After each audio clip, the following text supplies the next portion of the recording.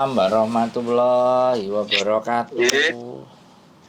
nggih pripun, Pak? Jadi ini mbaknya yang di Hong Kong itu saudaranya sampean, adiknya atau apanya?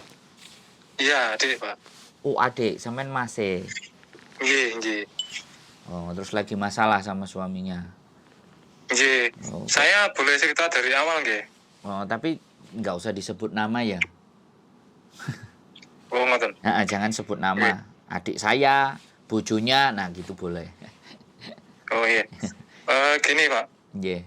Dia itu kan awalnya di Hong Kong itu udah lama. Terus dia nikah sama orang Hong Kong waktu itu. Siap.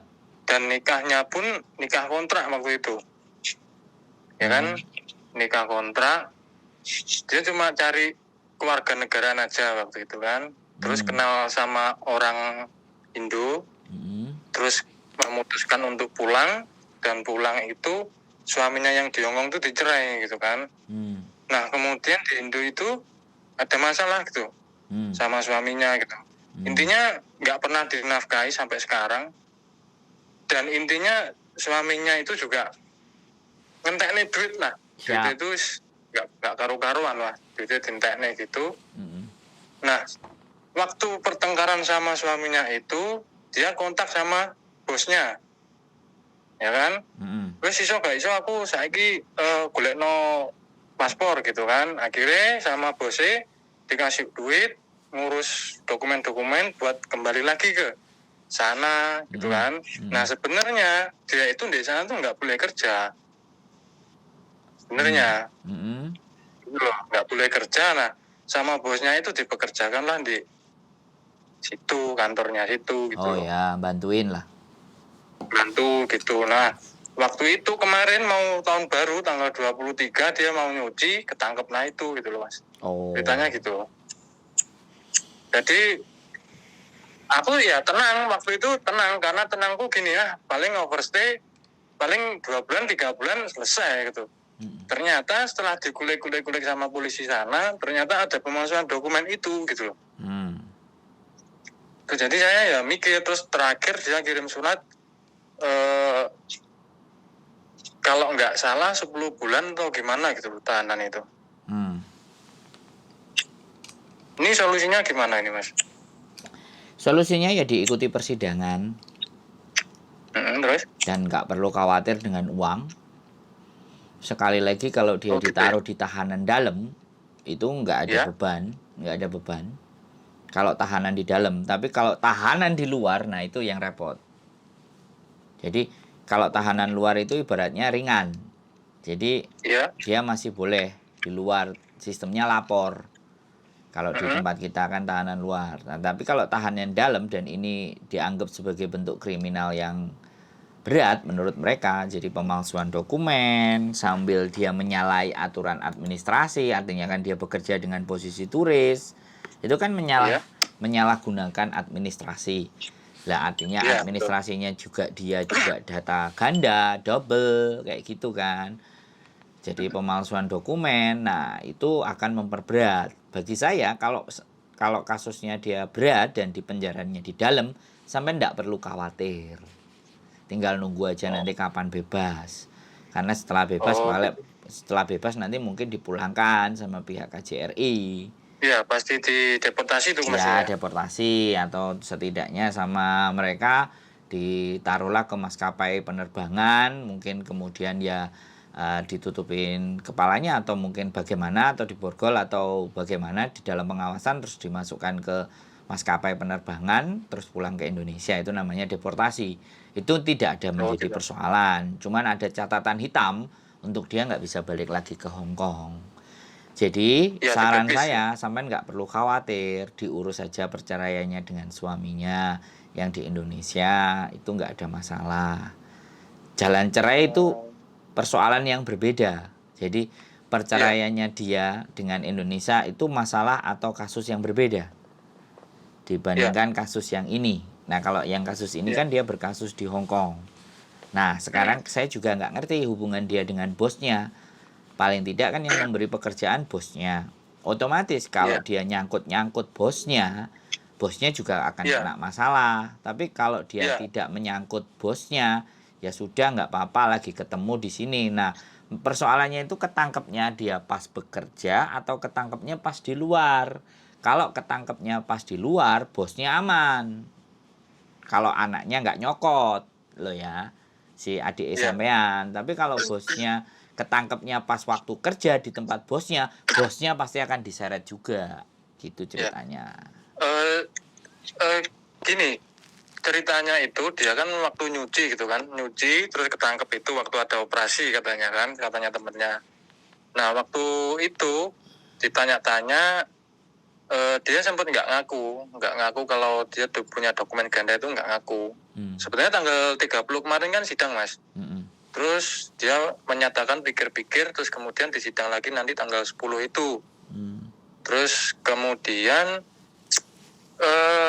sebenarnya mereka sudah tahu kalau si siapa adik saya ini ada dokumen ganda itu, sebenarnya mereka sudah tahu, cuma dia itu nunggu pengakuannya dia aja. Betul. Katanya hakim, ya katanya hakimnya kalau dia ngaku suruh cerita kronologinya selesai gitu. Mungkin ada keringanan juga kalau ya, dia sudah ngaku bebas gitu itu loh. bukan keringanan, Ya. dia dibebaskan. Terus Ya, kemudian terus kok dia tetap kekeh nggak mau mengakui, intinya nutupi bosnya. Terus tak goblok-goblokin gitu loh. Nah terus ngapain gue nutupi bosmu tapi gue jadi korban gitu loh. Jadi ini nanti minggu ini kan temennya kan mau jenguk juga. Nanti tak suruh bilang gitu. Kemarin juga aku sudah kirim surat gitu mas ke dia gitu. Tak suruh bilang aja apa adanya gitu loh. Karena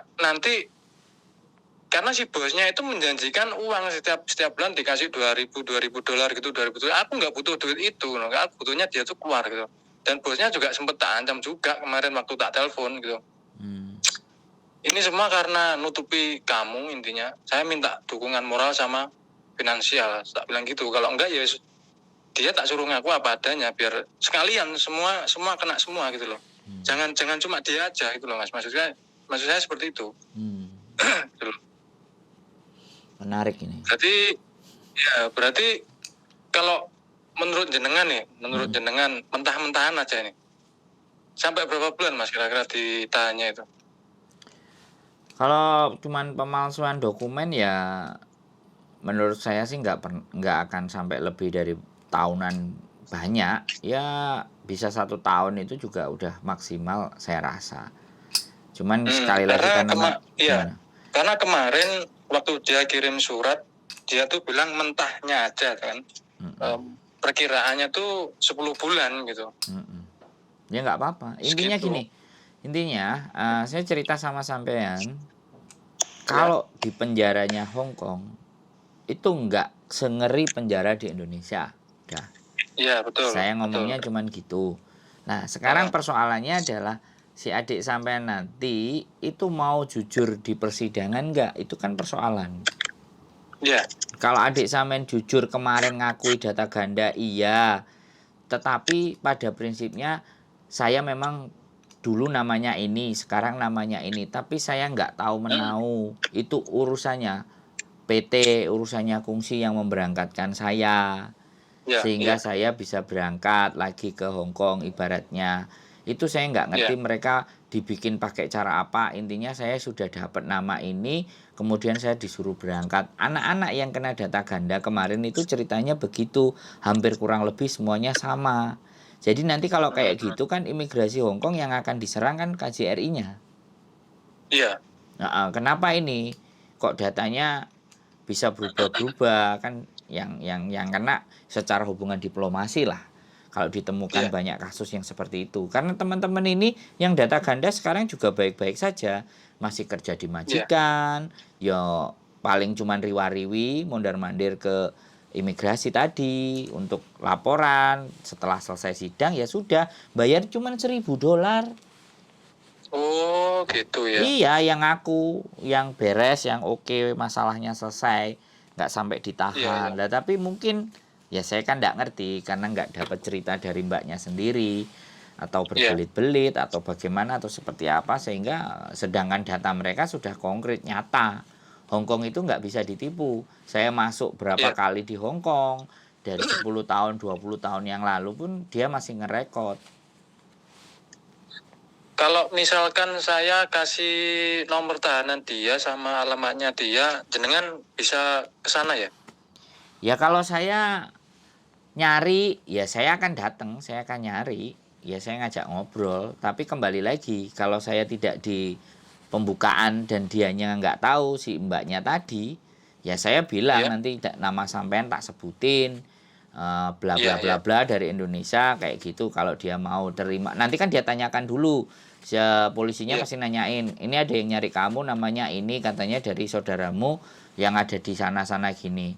Oh ya sudah, saya mau nemuin ya, saya bisa ketemu. Oh ya, habis ini saya kirim Mas ya, apa nomornya tahanan itu sama alamatnya ya? Nggak apa-apa, nggak ada masalah. Nanti coba sebisa Mas, mungkin. saya mau tanya, jenengan Boleh. apa temennya Bu Alin ya? Sebentar, Bu Alin ini, Bu Alin yang mana nih? Bu Alin orang Kediri itu. Bu Alin ini, nama Alin itu banyak loh mas. Di Hong Kong Dulu- nama Alin, orang Indonesia dulu yang panggilan nama Alin Bekas itu orang Hong Kong juga gitu. Kenapa? Dia dulu dia dulu orang kerja di Hong Kong juga, terus ngurusin orang-orang yang ditahan-tahan juga katanya. Alin Kediri, dia non Iya, muslim. Kediri. Non muslim. Muslim. Oh, Bu Alin ya. Sekarang posisinya udah residen permanen apa gimana? Sekarang sudah hampir 1 tahun Mas di Kediri. Kemarin juga saya habis dari sana gitu. Oh, oh udah pulang. Iya, udah pulang. Nah, kalau nanya Katanya, iya katanya dia juga ada teman gitu di Hong Kong yang bisa ngurusin itu. Cuma sampai sekarang saya masih nggak bisa hubungi Bu Alin karena beliaunya juga sibuk gitu. Kalau nyari saya itu gampang mas, channel YouTube ketik Sandro Jabrik itu udah keluar nama saya mas.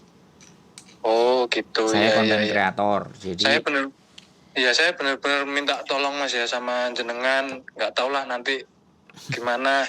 ya kalau cuman Maaf banget informasi saya ngerepotin datengin, gitu. nggak apa-apa. Wong kemarin saya juga jemput anak yang dipukulin sama majikan. Ya justru sebenarnya hidup saya itu malah nyari masalah mas, nyari masalah untuk diselesaikan. Loh ya bener nggak? Iya. Ini kan nyari Iya, iya, masalah Mas. namanya. Kurang Iya. kerjaan kan. Iya. Tapi ya makanya tadi saya sebut bahwa sampean jangan nyebutin nama, jangan ada identitas ya Pak. Kalau ada sebutan yang tadi ya mungkin tak hapus. Nanti sampean bisa pantau saya di channel YouTube saya.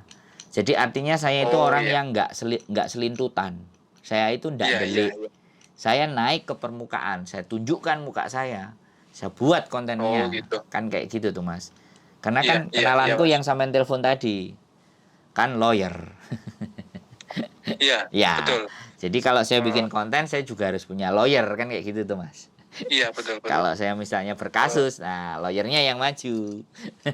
Oh, makanya gitu. Iya, makanya iya. dia Makasih ya Mas ya. Aku dia minta cari. tolong banget sama jenengan. Nah jadi Maaf banget kalau ngerepotin. enggak, jadi tidak ada persoalan. Mertua saya juga rumahnya Kediri, istri saya juga orang Kediri, orang Wonojoyo. Kediri juga. Iya, Iya, Wonojoyo tapi. Kalau saya orang Iya, iya. Jombang, saya orang Jombang. Kebetulan istrinya pengacara tadi teman saya SMA. Oh, gitu. Hubungannya begitu bulet gitu. Tapi karena udah kenal baik dari Iya, iya. dulu gitu, nggak ada masalah. Iya, Gitu, iya, nggak iya. apa-apa, itu baik kok. Saya juga banyak dibantu, ditolong urusan kasus-kasus kok sama si pengacaranya. Iya. Karena Oke. nanti kan kalau si adik saya pulang ke Indo kan pasti saya juga mau minta tolong sama bapaknya yang tadi gitu loh. Nggak apa-apa, no problem. Gitu. No Iya. problemo aja. Karena ya Jadi masih banyak yang harus diurusin gitu loh Mas. iya. Saya nggak tahu minta tolong ke siapa waktu itu kemarin. Waduh, waktu di Hong Kong itu minta tolong sama siapa, saya bingung gitu. Sampai saya nggak berani ngomong sama bapak ibu gitu loh. Ya nanti ditonton channel saya biar sampean juga ngerti, biar sedikit banyak paham cerita-cerita yang ada di Hong Kong dan paling tidak sampean tahu dan paham muka saya gitu loh. Kalau paham, Iya, baik, tahu Mas. muka saya, orangnya bagaimana kan otomatis akan menambah keyakinan sampean atau oh ya sudah kan kayak gitu tuh Mas. Oh, Iya kan kita makasih banget Mas. iya kita nggak mau Iya, mau terima jadi kasih, orang yang nggih. delik-delik yang tertutup nggak kelihatan. Iya. Saya bukan tipikal yang seperti itu. Iya, iya. Jadi gitu ya Mas. Boleh Oh nanti iya, terima kasih ya Mas. kalau Habis ini dikasih saya kirim Mas. boleh Alamatnya. siap. Iya, iya. Terima Iya, kasih terima sehat kasih, selalu Mas. Mas, tenang-tenang saja nggak perlu Iya, panik. iya, Mas. Nggih, sembah nuwun. Nggih, Assalamualaikum. Waalaikumsalam warahmatullahi wabarakatuh. Banyak sekali ya kasus teman-teman. Tapi apapun itu kita nggak perlu lihat latar belakangnya. Kalau kita sudah cukup tahu latar belakangnya dan bagaimana harus membantu, ya akan kita bantu. Tapi kalau ternyata kemampuan kita tidak bisa kapasitas untuk membantu, maka kita tidak juga akan memaksakan diri untuk membantu. Itu saja dari saya. Sekali lagi cerita-cerita, informasi-informasi dan pengalaman-pengalaman itu bisa jadi pelajaran berharga buat kita semuanya. Karena kita tidak harus terkena persoalan, tapi kita bisa belajar dari orang lain tentang permasalahan-permasalahan di dalam kehidupan. Sekali lagi keep stay tune in my YouTube channel and see you.